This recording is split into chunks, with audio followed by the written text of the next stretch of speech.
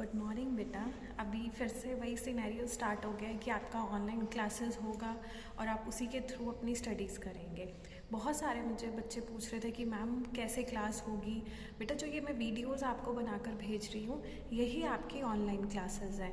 मैंने वीडियो का ऑप्शन इसलिए चूज़ किया है बेटा क्योंकि नेटवर्क इशू हो जाता है तो कभी वॉइस ब्रेक हो रही है, कभी आपको मेरी आवाज़ नहीं आएगी, बच्चे पूरे ज्वाइन नहीं कर पाते सेम टाइम पे, बच्चों के पास नेट कनेक्टिविटी नहीं आता।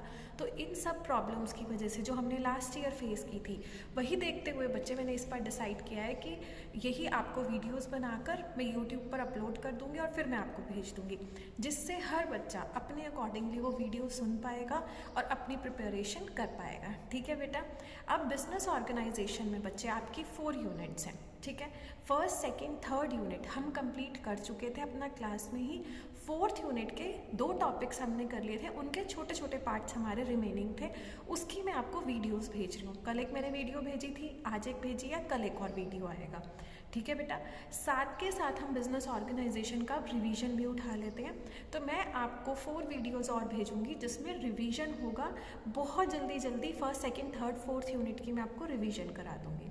चलिए बेटा, तो स्टार्ट करते हैं अपनी रिवीजन सीरीज के साथ।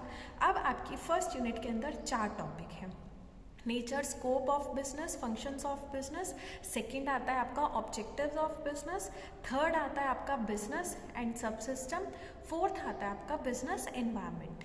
ठीक है, तो इसमें आपने इसके फंक्शंस बहुत अच्छे से करने हैं, आपने रोल ऑफ बिजनेस बहुत अच्छे से करना है, देन आपने ऑब्जेक्टिव्स ऑफ बिजनेस बहुत अच्छे से करने हैं, और आपका जो 4th चैप्टर है एनवायरनमेंट वाला वो बहुत अच्छे से करना है। ठीक है, देखो बेटा, nature of business very easy. क्या होता है business? Sale and purchase of good, जहाँ पर आप ट्रांसफर करते हो गुड्स को। फिर आप इसमें क्या करते हो, किस चीज़ के अंदर डील करते हो? Either you deal in goods और यू डील इन सर्विसेज। फिर इसके अंदर अब क्या होता है कि कंटिन्यूटी होती है, रेगुलरिटी होती है डीलिंग में। ऐसा नहीं आता कि एक बार किया फिर आपने नहीं किया तो वो आपका बिजनेस कहलाएगा, नहीं। जो कंटिन्यूस बेसिस पर आप करते रहते हैं that is called as business. फिर इसके अंदर क्या होता है? Profit motive. Why are you doing the business? For earning profit, and there is risk involved in your business. Higher the risk, higher the profit. चलिए नेक्स्ट टॉपिक है इसमें आपका functions of business. Functions of business कौन कौन से होंगे? Production function, marketing function, finance function, HR function.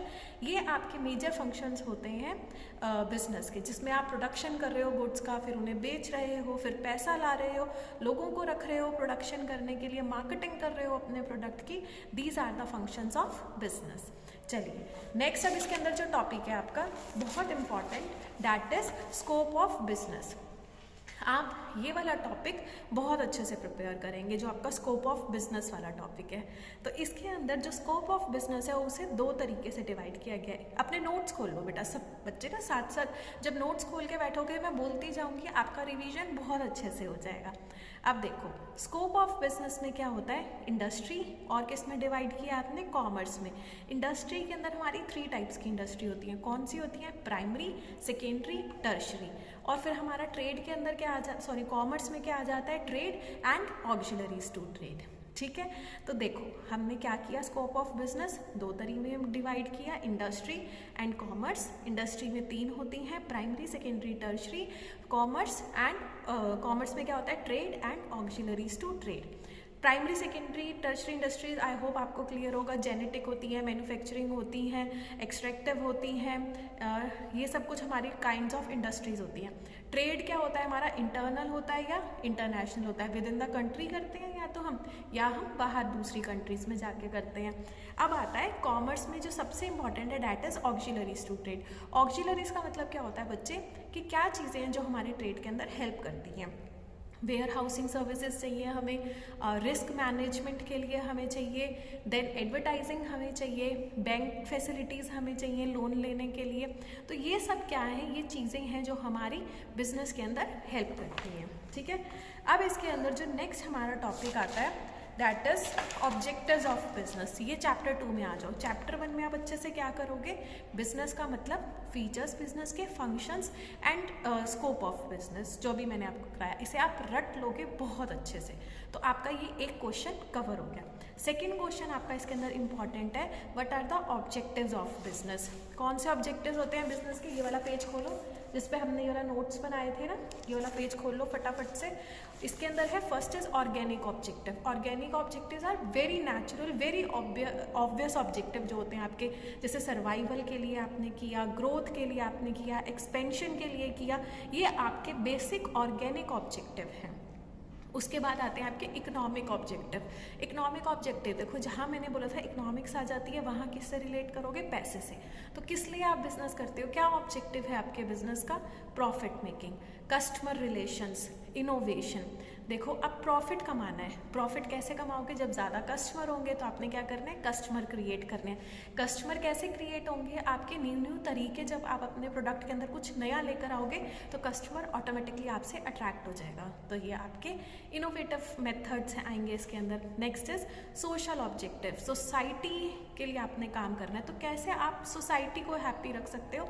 जब आप उन्हें गुड क्वालिटी का प्रोडक्ट दोगे, जब आप उनके साथ अपने सोसाइटी को एम्प्लॉयमेंट जनरेट करके दोगे। मतलब सोशल ऑब्जेक्टिव में आपने ये ध्यान रखना है, जो भी आप बिजनेस कर रहे हो that should be helpful for the society.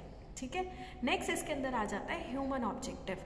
Human is जो आपके यहाँ पर काम करते हैं वो लोग कैसे आपसे सेटिस्फाई होंगे, कैसे होंगे? अच्छी जॉब अपॉर्चुनिटी दोगे, टाइम पर सैलरी दोगे, उनको करियर डेवलपमेंट के अपॉर्चुनिटीज़ दोगे, सिखाओगे कैसे काम करना है, प्रॉपर ट्रेनिंग दोगे। So these are the human objective. Last इसके अंदर आता है नेशनल ऑब्जेक्टिव। नेशन मतलब आपने गवर्नमेंट को टैक्सेस पे करने हैं टाइम पर, आपने अपनी कंट्री के हित के लिए काम करना है, आपने एम्प्लॉयमेंट जनरेट करके देना है ज़्यादा से ज़्यादा, जिससे कि आपकी अपनी ओन कंट्री की डेवलपमेंट हो। ठीक है। देखो जल्दी से हो गए, 2 चैप्टर मैंने आपको कवर भी करा दिए। नेक्स्ट इसके अंदर अब आपका आता है बिजनेस सिस्टम। ये पढ़ लेना बेटा आप बिजनेस सिस्टम में, कि बिजनेस एक प्रॉपर सिस्टम होता है जो छोटे छोटे सब सिस्टम से बना होता है। इसमें आप इनपुट डालते हो, उसको प्रोसेस करते हो, तो आपको क्या मिलता है? आउटपुट। ठीक है। इंटरडिपेंडेंट होता है, एक खराब हो जाए दूसरा खराब हो जाता है, कॉम्प्लिकेटेड होता है, इसमें फीडबैक होती है, इसमें you have to give something to get something, ये सब चीज़ें होती हैं। नेक्स्ट इसके अंदर जो इम्पॉर्टेंट टॉपिक है that is components of business environment. क्या कंपोनेंट्स होते हैं बिजनेस एनवायरनमेंट के? पहले तो बिजनेस एनवायरनमेंट का मतलब मन में बोल जाओ फटाफट, क्या होता है बिजनेस एनवायरनमेंट का मतलब? बिजनेस एनवायरनमेंट का मतलब होता है सराउंडिंग्स जो हमारे बिजनेस को इफेक्ट करती हैं, that is called as business environment. ये हमारे लिए अच्छा भी हो सकता है and it can be negative for our environment. ठीक है। तो कौन से कंपोनेंट्स होते हैं? Internal and external. देखो बेटा यहाँ पर ये डायग्राम बना हुआ है, internal environment and external environment. Internal within the organisation, external outside the organisation. अब इंटरनल के अंदर भी 2 पार्ट्स आते हैं, माइक्रो एंड मैक्रो। पहले इंटरनल की बात करते हैं। मेरी ऑर्गेनाइजेशन की पॉलिसीज, मेरे ऑर्गेनाइजेशन का स्ट्रक्चर, मेरे ऑर्गेनाइजेशन में सुपीरियर कौन है, सबऑर्डिनेट कौन है, पॉलिसीज़ क्या है मेरी ऑर्गेनाइजेशन की, रूल्स एंड रेगुलेशंस क्या है मेरे ऑर्गेनाइजेशन के। ठीक है। दूसरा आता है इसके अंदर माइक्रो एंड मैक्रो। माइक्रो बहुत छोटा, मैक्रो बड़ा।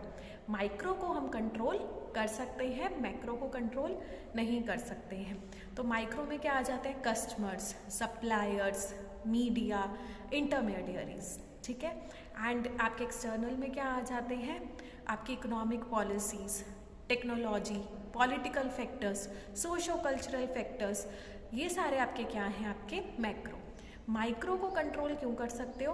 कस्टमर का टेस्ट प्रेफरेंस पहले से जान लो क्या है, पहले से ही इंटरमीडियरीज को बता दो कि आप कहाँ कहाँ तक अपना प्रोडक्ट डिस्ट्रीब्यूट करना चाहते हो, मीडिया के साथ अच्छे रिलेशनशिप बनाकर चलो, then you can control that environment. एक हद तक इकोनॉमिक पॉलिसीज़ को कंट्रोल नहीं कर सकते, पॉलिटिकल पार्टी चेंज हो गई, उसकी आपके लिए क्या राय है, उसको आप कंट्रोल नहीं कर सकते। सोशो कल्चरल फैक्टर्स, किसी कल्चर का क्या उनका मानना है, दूसरे कल्चर में क्या चीज़ें होती हैं एक्सेप्टेबल, इसे आप कंट्रोल नहीं कर सकते। So these are macro factors. अब इसके अंदर है कि ये हमारे बिजनेस को इम्पैक्ट करता है, इसलिए हमें कोई भी प्रोडक्ट लॉन्च करने से पहले, कुछ भी करने से पहले अपने एनवायरनमेंट को पढ़ना चाहिए। ठीक है। तो ये आज हमारी रिवीजन होती है बेटा फर्स्ट यूनिट की। मैं आपको टाइम देती हूँ कि आप ये फर्स्ट यूनिट गो थ्रू कर लो। जो भी आपको डाउट हो वो आप मेरे से व्हाट्सएप पर पूछना, और मैं आपके लेक्चर के टाइम पर ये सारे डाउट्स क्लियर कर दूँगी। कोई भी मुझे पर्सनल मैसेज नहीं करेगा। जो आपका व्हाट्सएप का ग्रुप बना हुआ है बच्चे, उसके ऊपर आप मेरे से डाउट पूछेंगे। फर्स्ट यूनिट में जहाँ तक मुझे लगता है आपको कोई डाउट नहीं होना चाहिए। अब आप फर्स्ट यूनिट, आज है आपका ट्यूसडे वेडनेसडे थर्सडे, 3 दिन देती हूँ। 3 चैप्टर्स ही करनी है बेसिकली इसमें से अच्छे से, तो 3 दिन देती हूँ आपको मैं फर्स्ट यूनिट कवर अप करने के लिए। फिर हम ऐसे ही सेकंड यूनिट की रिवीजन करेंगे, ठीक है बेटा। अगर आप लोग सेटिस्फाइड हैं ऐसे रिवीजन वीडियो से और आपको लगता है और बनाऊँ मैं और यूनिट्स की भी डाल दूँ, तो प्लीज़ आप मुझे कॉमेंट बॉक्स में कर देना कि ma'am yes we are happy with this and we want to proceed like this, कि आप कोई भी चेंज चाहते हैं वो भी आप कॉमेंट बॉक्स में कर सकते हैं। ओके बेटा, ऑल द बेस्ट। आपके सीधा एग्ज़ाम्स हो जाएंगे फटाफट से, इसलिए अपनी तैयारी करना स्टार्ट कर दो। Bye, thank you.